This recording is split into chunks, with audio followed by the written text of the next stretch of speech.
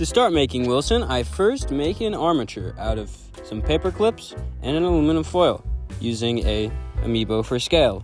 I bent the paper clip to the proper sizes, making sure that the legs and arms are to the proper scale, and then I make 2 of them.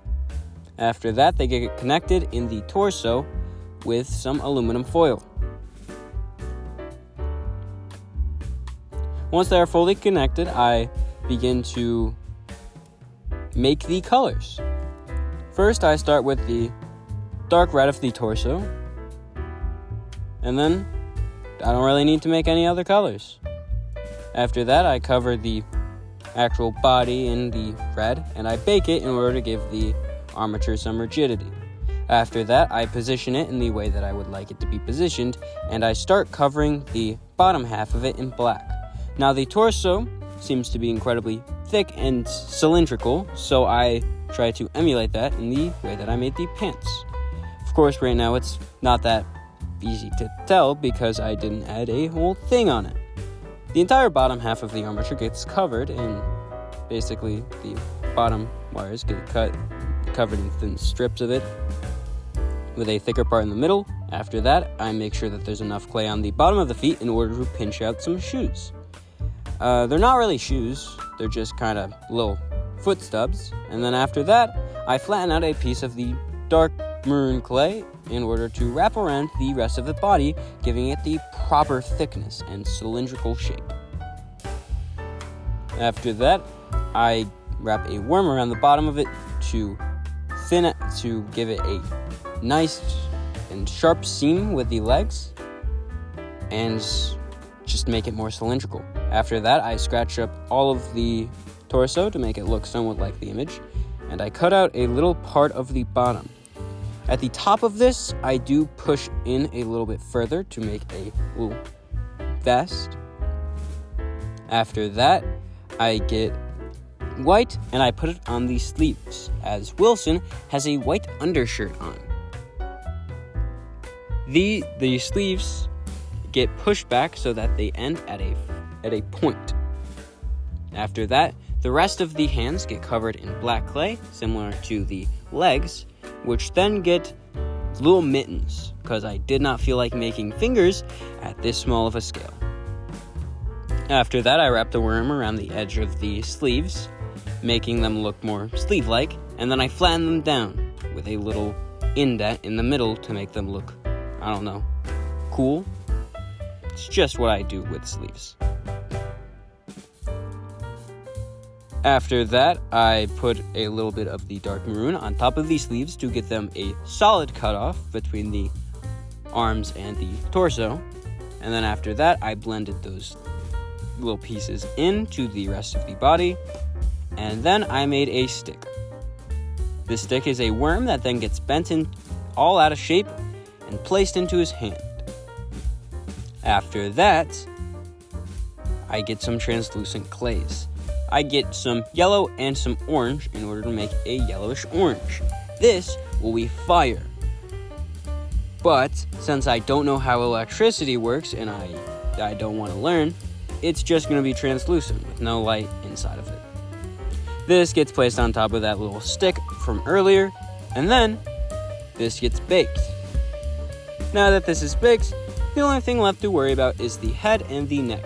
But since there isn't a neck, really, I only really need to worry about the head. The head is just a cylinder with a very pointy chin. After that, I place that on the head to get the proper shapes. I add in a little lump for the nose, and I blend it into the rest of the body. Well, head in this case. And then, once the nose is blended into the head, I add a forehead. And then that also gets blended into the rest of the head, leaving space for eyes. Indent. After that, I refine the shape of the nose to be pointed downwards slightly, and I give him his eye bags. Once those are placed into the head, it's time to add his facial features. This starts with his 2 eyes. Then, after his eyes, his eyebrows.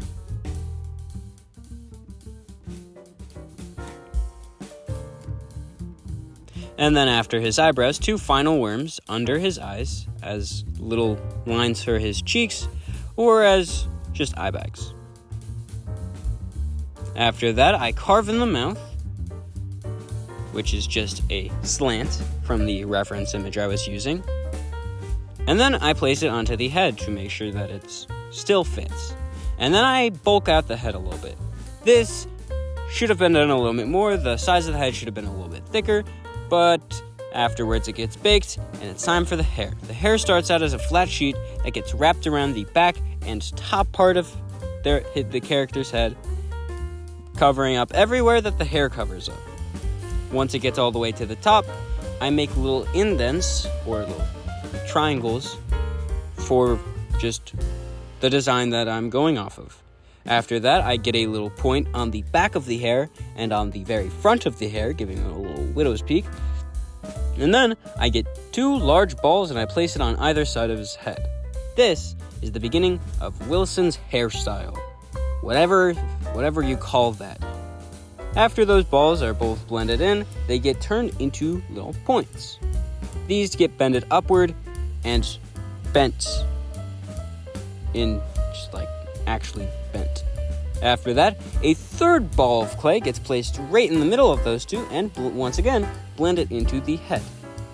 The front of this gets flattened out slightly and the back gets brought up into a little cone.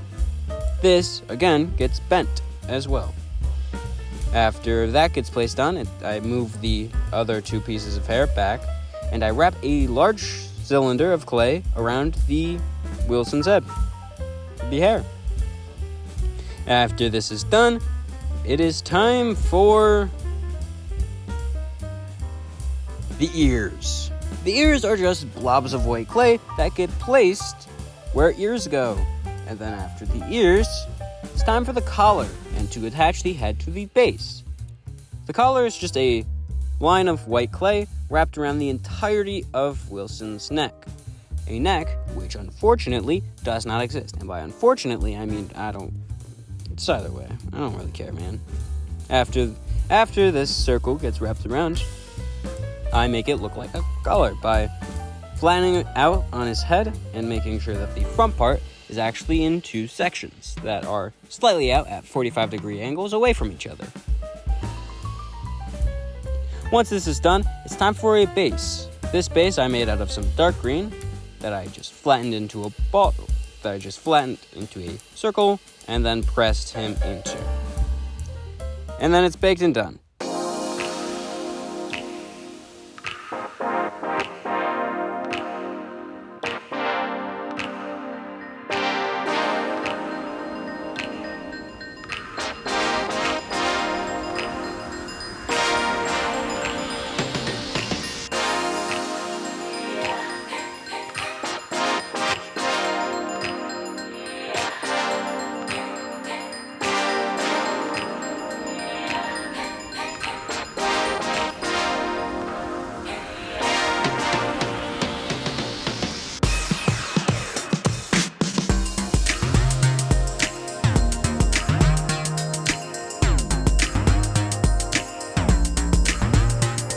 If you like the video, make sure to like the video, subscribe if you want to see more, and comment anything if you want to see me do it in the future.